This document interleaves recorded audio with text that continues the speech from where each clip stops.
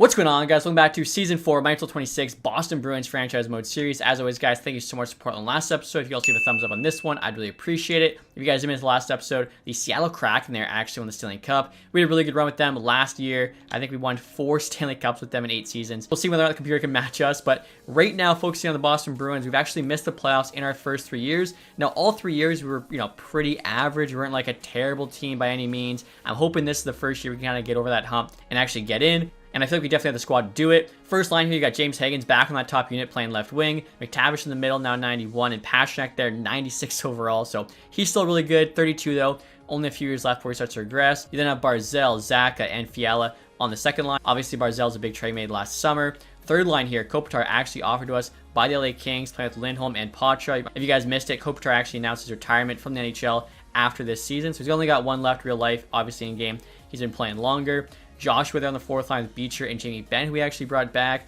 Defensively here, Byers, McAvoy, top pair, get a +5. Should mention too, I'm going to talk to all these guys with the scheme fit, try and get better chemistry. DuPont there, you can see 2 X's, playing with Pedersen there. And then you got Zadorov and Henster on the bottom pairing. Goaltending wise, Swayman's down 89. Dobech there backing up. Actually got up to an 81. In terms of the power play, I feel like the first unit looks pretty nasty. Like everyone's a high 80 or better. And Higgins there should just keep getting better. Power play 2, I kind of feel bad. Barzal's on it. Probably a little bit too good, but I think McAvoy as well is too good to have on the second unit. He'd be the other guy to replace. Foreman power play 1, +5. Second unit there's a -2, but just kind of the guys I want. In terms of the PK, we get +5 in the first unit there with Kopitar and Patra. PK2, you still have Lindholm and Beecher. So we have a lot of depth in terms of special teams. 3-man PK, we get a +5 on the first one. I think our worst chemistry is at third at -3, but it'll barely see the ice. And then in terms of the AHL team here, guys, honestly looking pretty stacked. Ryan Rubick signed out overall medium elite. I'm really hoping he'll make the NHL team next season, probably replace Kopitar. Fraser Minton's a guy that could push for a spot. Kiliev, I think, just a good AHL player.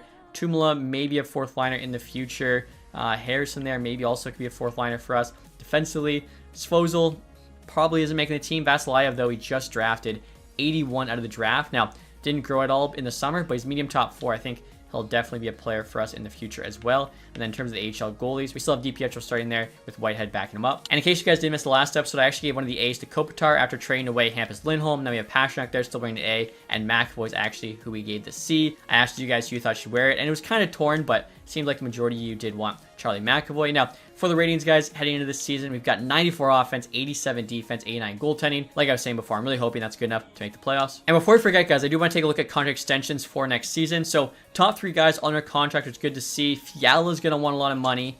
Can we afford him? He wants 12.7. Extension dollars, we have 24, so he would take about half of that. Byers there, this might be a good time to sign him. He's an 85. He wants 7.5. He knows he's a solid defensive defenseman. I mean, for a defensive defenseman, that is a lot of money. We do only need him for 4 years. I think if he doesn't have, a really good point producing season, which he really shouldn't, you can definitely get him cheaper. Kopitar, I think, is just the 1-year rental. Okay, so I guess we'll have money for both those guys. Potentially, we'll be losing some depth. Both of our goalies under contract as well. So I guess Fiala will sign. And like I said, I think I'm going to wait on Byers just because I really do think as a defensive D-man, if he only puts up 12 points, he should ask for less. And now for Fiala here, guys, I'm going to offer him 11.75, so $1 million less. Also, he wanted a full NMC. I'm giving him a 24-team no trade. Basically, it's that final year when he's 36, in case he's dropped in rating. I'd like to hopefully be able to, trade him somewhere. Also, down the AHL, like I mentioned, Minton could maybe be called up. 2 years, 925K. We'll do that just in case we need him. That's a cheap deal. And Fiala actually rejected the offer. I'm kind of surprised. Normally, start of the season, you get away with like that 85%. And this is why, oh my goodness, his ask went from 12.7 for 3 to 15 for 4. I don't know what changed, but 15, yeah, I'm gonna have to wait on that one. I will say too, the fact Fiala is playing second line instead of first line actually might help us, get him for cheaper. And as I'm skimming through here, guys, Irisman just made me a nice offer, a 4th round pick for a 5th and a medium 7th D. Was never going to sign that guy, so basically just moved up around for free. And so now, guys, we're at the end of December here with the record of 21-8-5. So we're looking really good. I think this should be, our first year in the playoffs. Currently second there in the division, only 1 win back of the Maple Leafs. In terms of the AHL team, they're also crushing it, 21-6-1. All right, guys, we're at the trade deadline now with the record of 37-18-8. Still second place in the division. We've actually jumped the Maple Leafs, but still 4 points back there of the Panthers. In terms of the AHL team, they're 38, 11, and 4, and first place in their division. Current AHL scoring leader there is actually Fraser Minton, 46 points, looking good. But there's definitely a glitch happening as it shows Fraser Minton there as a rookie, even though he's, 4 years into the AHL at this point. And in terms of the NHL, guys, you kidding me? David Pastrnak already has 79 points, so easily hitting over a point per game this season. Landon Dupont, only 19. I was hoping for a bit more from him. But we will get to the trade deadline here. Obviously, this is finally our first year full on buyers. I actually had to check Jeremy Swayman's stats as well. I know they were staring me in the face, but totally forgot to look at them. Ryan Pollock, top player, so nothing too crazy. Sanheim, Askarov, Gensel there, 3 years left, though 1 year rental would have been more interesting. Pionk, Nikishin, 87 overall. That's actually quite interesting. The value's not too bad on him, probably because he's 27, done growing. Hiddle there got up to an 87. Heineman, Cates, Sorelli, 3 years left at 6.2. Could be a great shutdown guy. So I'm interested in Nikishin and Sorelli. And look at this, guys. Landon Dupont already up to 89 overall. So he's gained 7 overall in his first rookie season. He's also gained Send It X Factor. Again, 19 points. I'd like more. He's also a -6. I mean, he does only have 82 passing for some reason, even though he's, really good offensive defenseman. Now looking at Swayman's stats, 9-1 save percentage, pretty good. Now Byers here, 14 points, but he's a +43 on the top pairing with Charlie McAvoy. So I think we have to keep those guys together. Patterson there's a -11. I mean, maybe you could try swapping him and Zadorov. He's a +21 the bomb pair. And unfortunately, guys, Nikishin actually already got moved by the Hurricanes, but I did see the Ducks have Mark Stone on the block, 82 overall. I'm thinking he could just be an upgrade on Jamie Benn, 4th line right wing. He's got 90 D awareness, so we could actually have him play, on the 3rd PK instead of Dakota Joshua. If we can get him, I mean, it honestly looks like it'd cost a 3rd round pick. I think that'd be worth it. Now, I do them retaining 50% in case we want to make a play on Sorelli. This year, we've actually got no 1st or 2nd. Let's see if they take the Ducks 3rd next year. That actually looks to be pretty much fair value. They get their pick back. And there we go. Ducks say yes. And look at this, guys. Even playing 2nd line, Kevin Fiala is actually out to a 90 overall. He's averaging over a point per game right now. 16 goals, 50 assists. So that's 66 points. Okay, yeah, he's going to want to get paid. And now Kopitar here, 3rd line left wing, putting up pretty good numbers. 42 points. No power play, just PK. Not bad at all for a 41-year-old.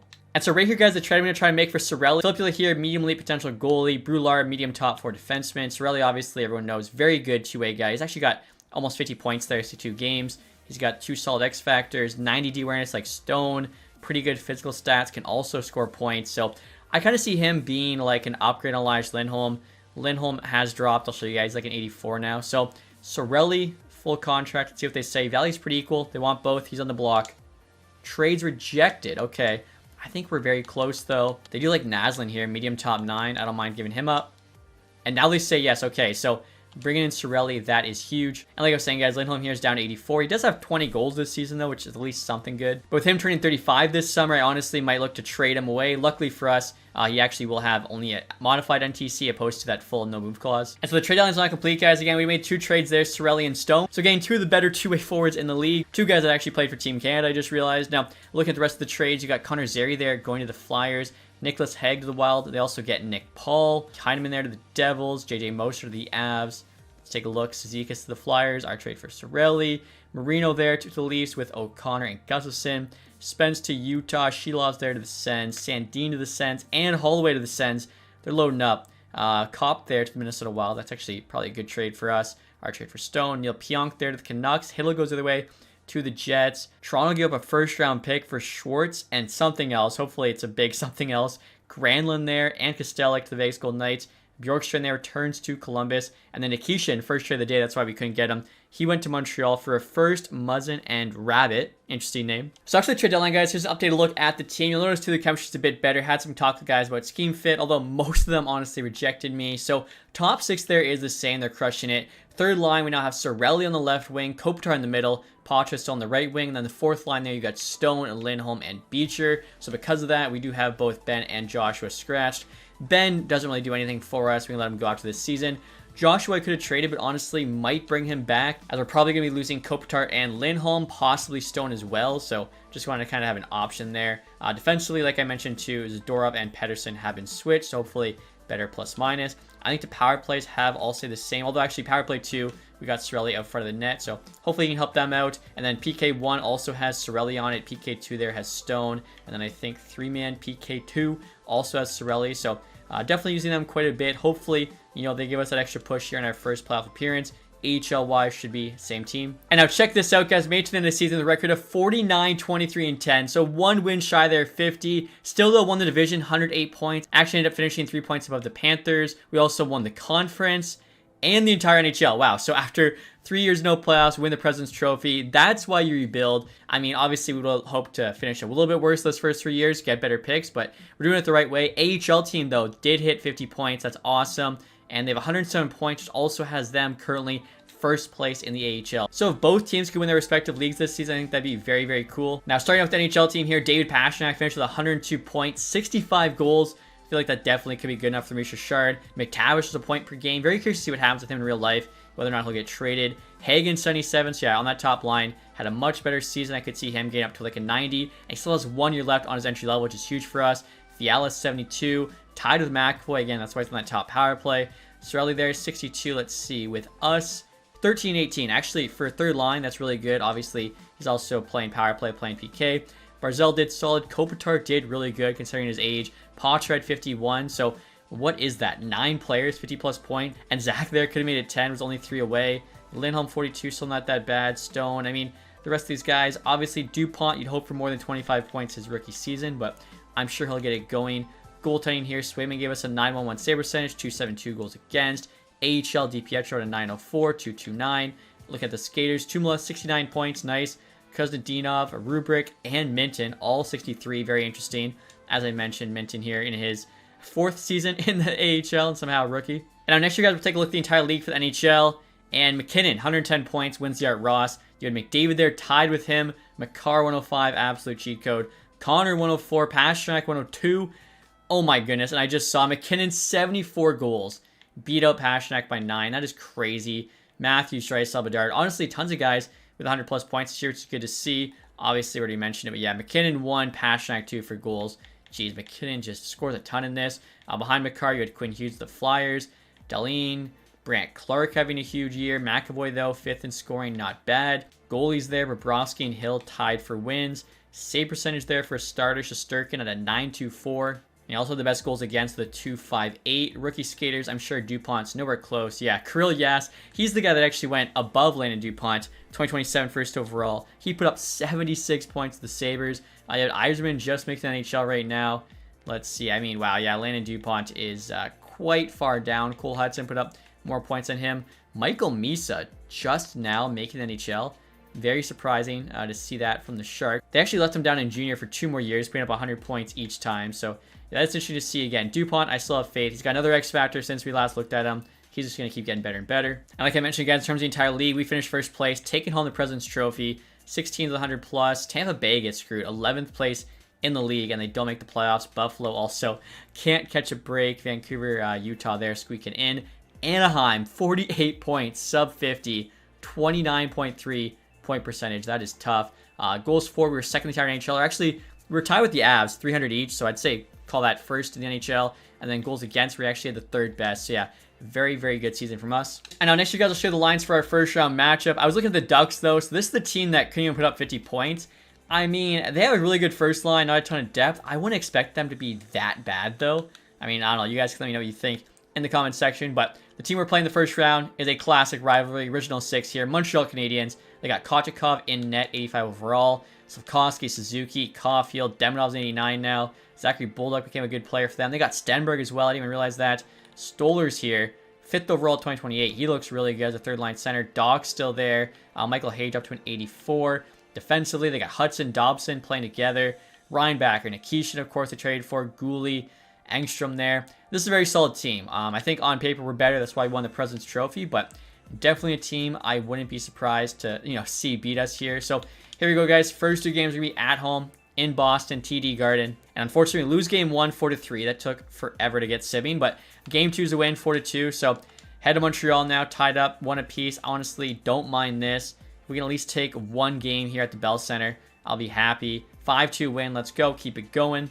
4-1 win. Okay, so we've won 3 straight. All we got to do now is win 1 of the next 3 games. And game 5 back home is a win. Let's go. So on to round 2. Also, too, guys, AHL season is now officially over, and we did finish first place. So both teams taking home, league titles. That's awesome. And now in the second round here, guys, we got the real-life back-to-back Cup champs in the Florida Panthers. They're going top-heavy. Kachuk, Barkov, and Reinhart. Interesting. Samoskevich on the second line there with Lundell, Verhaeghe, Marchand, Bennett, Krause. So he actually returns to Florida. Toropchenko on the team, Boqvist, Anderson. So, I mean, most of these guys already are here. Like, the top 8 players are at the core. Ferraro they've actually brought in. Trouba. Okay, this is super dumb. Their top pair is their second pair. Interesting. Like, even Jones. What the heck? How do you have the 2 worst defensemen, arguably, on the top pairing? But good for us. They get less ice time. And then Bobrovsky there, of course, still their starter. 88 overall at 40 is actually super impressive. And, of course, guys, because we won the President's Trophy, we're going to have home ice advantage the entire playoffs. Here we go. First 2 games are at home. Unfortunately, Game 1 is a 6-5 OT loss. Luckily, though, answer back Game 2, 3-2 OT win. So, super close series so far. Headed to Florida. Game 3 is a 4-1 loss. As I say how close it is, we kind of get blown out. We actually, lose again. Luckily, 1 goal game. Can we force Game 6? We're now down 3. Oh, there you go. 4-1 win. Chance to force Game 7. And we do it. 7-2. Okay. Wow. Boys are buzzing right now. 1 win away here from the conference finals. First period. We're up 4-2. Zaka with 2. Pastrnak, Fiala each get 1. Defenseman scoring for them. Okay, so maybe their D-lines are working. Actually, both those are special teams. Interesting. Jones with a shorty on us. 5-4. Okay, they're coming back. Sorelli, though, with a big goal. We're out-shooting them. 23-15. Let's just send the period. No way. Are you kidding me? Marchand ties it on his old teammate, and then Kachuk gets the game winner and the insurance goal. Wow, that's brutal. And look at this, guys. The AHL team, after winning the President's Trophy, also lost the second round.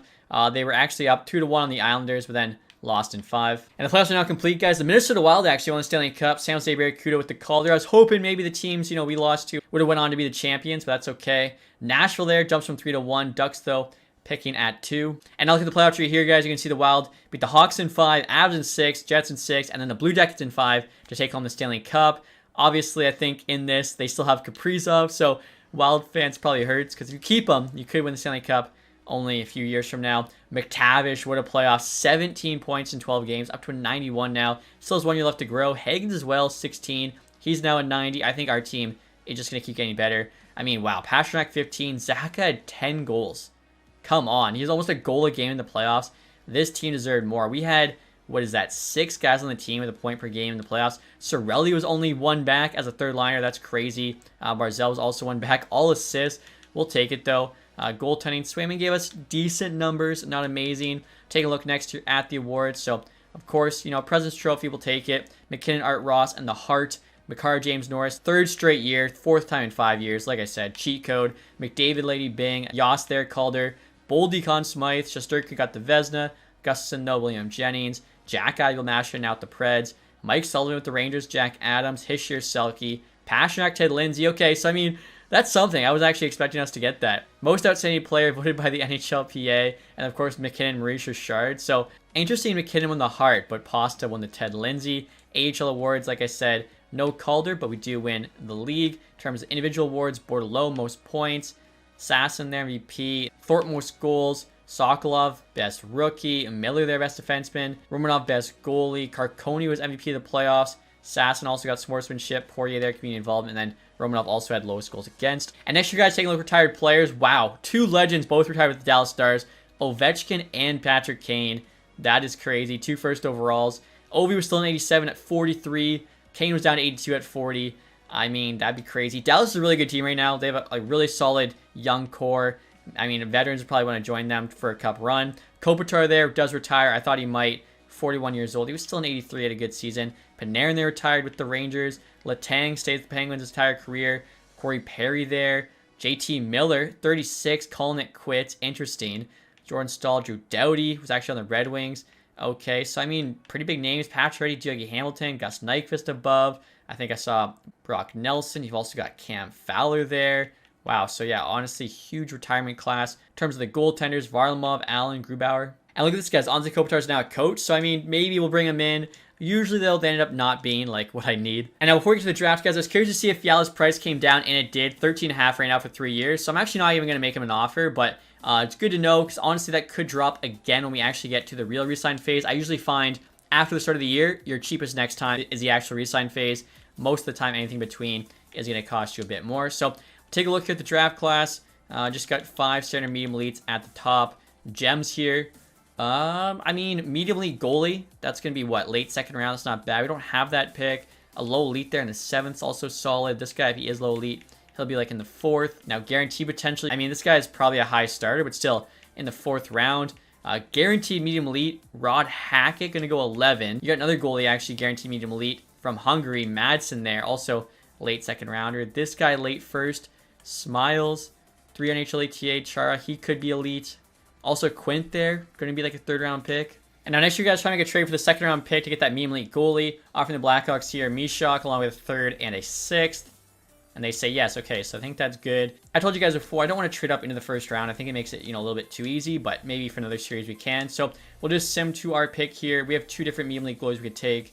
I'm not going to trade that pick away after I got it. Take a look at round 1. So you got 81st overall. Again, we knew the top 5 was all medium elites. Or actually, wow, LA messed up. They let the Capitals get to medium elite there. I don't know how the AI sometimes do that. Right there was Hackett at 12. I think we saw him. We're going to take him 11. Dennis there, 64 medium elite at 14. So there's actually some guys falling. Again, this is on medium. Looks to be nothing, though, in the late 1st round. So we have our choice here of 2 different medium elite goalies. Hader there is a gem. 5-year NHL ETA. Madsen is not a gem. Also 5-year NHL ETA. I mean, we'll go with the gem if it's a tie. He better be the better one. Let's see. Hader. 52 medium elite. And look at this, Dufresne taken right after him. 71 overall medium starter, so not as high potential, but he's starting out almost 20 overall above. And the Sharks here just took Ponikarovsky, 48 medium elite goalies, so tons of medium elite goalies. There's Madsen, 47. Okay, so we did make the right pick there. So our guy's at least 52. And I just sent our next pick here, guys, in the 3rd round. Next to go is this Quint dude who could be medium elite. This would be a steal if he is. From Barry Colts, he is. Let's go. Salvador Quint, 51 overall, so he's a project. 5'8", but medium elite potential, playmaker. Imagine he ends up being like a stud for us, year 7 or 8. And now next year, guys, I want to move up a bit in the 4th round, offering a 7th to the Red Wings to do that. Irishman there says yes. Reason being, there's a guy who could be high elite. He's almost for sure not, but might as well take that chance. He's probably a high starter. I guess he could also be a high fringe, but I'll take a look here at our pins. So I am looking at Dwyer here, another goalie. Let's take a chance. And he's a high backup. I guess that was also a chance. Okay, at least he's a 61, though. And our next pick here, guys, is in the 5th round. Low 7th D, medium 7th D just went. Our guy who I want to take is Personin, who could be low elite. He's a gem, which makes me think he probably is. And he is low elite. Okay, 56 overall sniper. That's a good pick. And now next year, guys, we have a 6th round pick. Honestly, probably just going to do a bit of a reach here. I mean, Afinogenov could be low elite, but I was looking. We got a guy here who's more likely to be low elite. Although I just found this dude, Hervinen. Could be medium elite, 5-year NHL ETA. I'm thinking let's take a chance on him. Go big game hunting, medium top 9. That's fine. And now next year, guys, I'm going to the Capitals. Really good offer. 6th rounder next year for their 7th.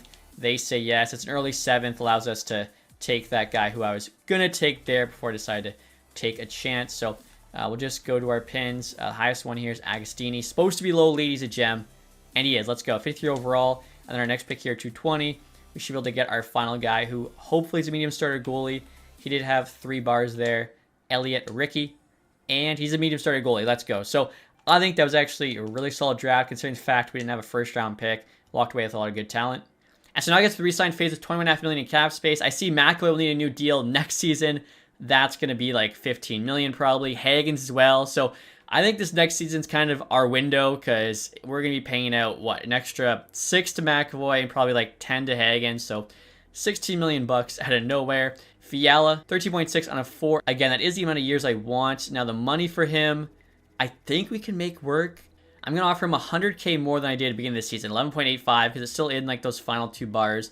And we'll see what he says. I'm just trying to think too, like we'll have, I don't know, $9 million still. Oh, Byers needs a new contract too. I do plan on trading away Lindholm though. That'll free up some cap space. Plus Zadorov will be off the books next season as well. Byers still wants 7.8 for a defensive defenseman. I don't know. I mean, he is playing top pair. We'll see if he takes $7 million, 5 years. Now John Beecher here's got to be the right price. $3 million. That might be too pricey for us for a 4th liner. Mark Stone though is a veteran, 1.7. I like that a lot better. Jamie Benn's still an 82. He wants 1.7 as well. Dakota Joshua, 1.8. Okay, you're probably going to have to just pick one of those guys. And look at our defense here, guys. Everyone's actually coming back for next season. I think Vasilyev will probably be in the AHL this year, but then he'll take Zadorov's spot next season. Maybe even Pedersen's, depending like who's kind of better. But everyone's locked up, which is nice to see. And then goaltending here, both NHL goalies are signed. DiPietro, though, does need a new contract. There we go. League man for 2 years. And look at that. Fiala did say yes, so it only cost us an extra 100K. That's why you wait. Duclair there, just like an AHL guy. I think Byers said yes, $7 million. So that leaves us with 4.3 million. So unfortunately, I think John Beecher, $3 million, especially for 3 years, is just too expensive. I think I will bring back both Ben and Stone, just 1-year deals, like, 1.7. Joshua, I think I'm going to let go as well. And then our fourth line center will actually be either Minton or Harrison. We've also got Tumlo there if he does grow. And then one of these two could just actually be buried. But the fact they both have X factors, I think, is really nice for PKs and stuff. Also can't go wrong with a veteran presence. So we'll try 1.55 for Ben. Stone really wants 2 years, which I do not. But at 1.5, we could bury almost all of that. Or probably just trade him away too. There's no like trade clause on it. Now Ben rejected. Stone accepted. Try 1.6 for Ben. And there we go. He said yes. So 2 veterans on the fourth line. We'll have a young center. I think the team's looking pretty solid. And we still have $3 million in cap space, probably for the deadline. Don't really see us doing much in free agency. And now next year, guys, we're in free agency. Quentin Byfield, actually, top free agent. Lane Hudson behind him. They're both RFAs. They both want, or actually Hudson there wants the most, $16 million. Zellweger there. Casper, 14. Jeez, imagine if prices get like this in 3 years. Behind him in Nikishin, top 2 actual UFAs, or actually, sorry, Morgan Frost there. Somehow got up to an 87, just playing good, I guess, on Calgary. The Mets there as well. So, yeah, we can't afford any of these guys. Goaltenders, just kind of curious. Demko, Skarov, both 88s. Two-way goalies, there's a medium elite. There's not. We could have signed them. If there's any really good forwards or defensemen, we could sign them. Like this guy here, low elite, we might as well get for free. He says yes. Also, Ludwinski here, 25, 80, medium top 6. 84 D awareness, 86 stop block, 88 stick check. He's also got 4-star physical. He could actually potentially be 4C above Minton or Harrison. And he said yes. Owen Beck here, same thing. I think, worst case, solid AHL player. Tried 100K there for 2 years. Get back to us. Should have paid him a little bit more money. That's okay. Kapanen, 25.79, high top 9 potential. Might as well bring him in, league min. And then defensively, we could get this low top 4 guy for free, so we might as well. In terms of actual AHL D-man, we're actually looking pretty good. Like Buyam here, 79.26. We got a lot of guys like that, so we can just pass. And there we go. Beck did say yes. All right, guys. And now next year, I'm actually trying to make a trade with the LA Kings for their first round pick. I'm really hoping this ends up being a lottery pick. I'm offering up Lindholm in our first. Lindholm's still a pretty solid player, but again, no longer has that MC. I'd like to clear up the salary cap right now for next year. Also, just kind of, free up a roster spot. He'd currently be our 4C. Luckily for us, he did go up in rating by 185. Still has a couple X factors. 90 D awareness. Like, he would be a really good fourth line center, but again, for the price, I'd rather, give the roster spot to someone else that we plan on having for the future. Also, too, if he is playing fourth line, he'll drop in rating, so we want to trade him right now. Has a 10-team tradable list. Luckily for us, LA Kings, who actually, we're not very good this year, are on that. If we can trade him in a first for their first, I think that's huge. And they say no. Obviously, we're expecting that we'll have a late first. They'll have an early one. I don't really know. We'll push this over. A 4th rounder as well. They still don't like that. Again, this is definitely like kind of high risk, trade here. A first, second, and him for their first rounder. They're still saying no. Okay. And that's right, guys. LA's the team that messed up this year, taking Braxton Bolin, 5th overall above the elite potential guy. He's a grinder, though, medium top 6. Could be a future 4th liner for us. So I would take him back in a trade with a second, because that'll be like an early second for Lindholm. The value's now on their side. It's probably too much. Yeah, they say no. Boland alone is not enough, though. So maybe they give us our 2nd rounder back. And they're still saying that's too much. Give us like a 3rd rounder the year after. Okay, there we go. So we probably sold a little bit cheap there on Lindholm. But again, he was going to drop through that 4th line. And I guess, and LA is one of the few teams that we could trade for. Plus, I think that's a prospect that we actually, hopefully, will use in the future.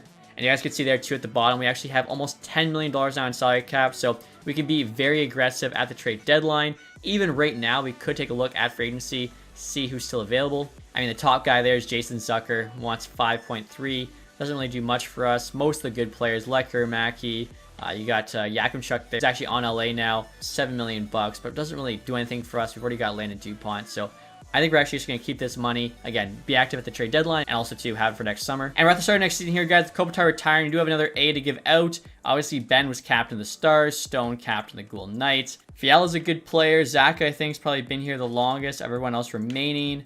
Barzell's good. I'm kind of leaning McTavish. Could go Hagens as well, but I just think McTavish kind of seems like, you know, the type to where an A was captain of a Canadian World Junior team. And actually, guys, we could use one more AHL forward. Grabenkin's available. He's a good personality, so I'll sign him. 1 year league min. Play like third line. And next year, guys, we're talking to the head coach. Obviously, he's telling us we're going to compete for a Stanley Cup. I mean, he said that 2 years ago we missed the playoffs. Last year, we won the Presidents.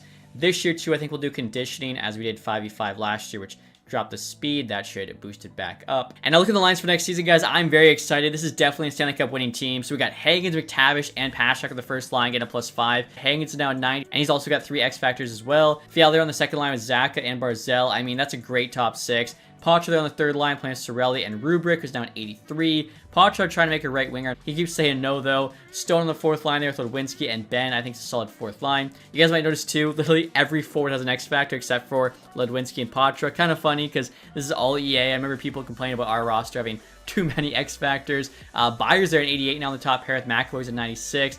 DuPont, Zadorov, Pedersen, and Hensler. Now, let me know what you guys want me to do about DuPont. 91 overall. His role there is top 2. Franchise potential, obviously, want to make sure he keeps growing. Passing is somehow one of his worst stats. Doesn't really make a ton of sense to me, but if we put him top pair, we'll definitely have to have a talk about the scheme fit because it goes down to 0. So let me know. I mean, we can have him second pairing or on the top. And look at that. Swayman's actually at 90 now as well. Dobesh 83. So the whole team seemed to improve this summer. AHL goalies, though, stayed the same. Down the forward group, I mean, first line's a -1, but looks pretty good. You got Ozzy Weisblatt, second line right wing. I actually had somebody mention that I should pick up Oasis Weisblatt, his brother, and have them play together on this team in honor of their other brother, Orca, who passed away recently. Unfortunately, Oasis isn't in the roster, but I will hold on to Ozzy for the rest of this series just to honor Orca. Oliver Captain and Antonio Strange is on that line with him. You got Harrison actually now an 80. He was a guy I thought maybe could have fourth line center. Could, you know, still be an option for us if Ludwinski doesn't work. As I mentioned, Grabenkin there playing right wing. Groshev, Beck, Siona. And then defensively here, Svozil, Vasilyev on the top pair. Matir, Waugh, Suber, and Werner there on the bottom D pair. So I feel like both these teams, you know, should be able to make deep runs. And now finally here, guys, I'll show you the ratings for this season. We've got 95 offense, 91 defense. It's the highest defensive rating we've had in quite some time. And 91 goaltending. I mean, yeah, 90 plus for everything. Very, very impressive. Hopefully, this is our year, as I mentioned. A lot of you guys are about to get a big payday, so hopefully we can take home the cup in year 5. But until then, hopefully you guys enjoyed this one. If you did, leave that thumbs up, subscribe if you haven't. Thank you guys so much for watching. Have a nice day. Goodbye.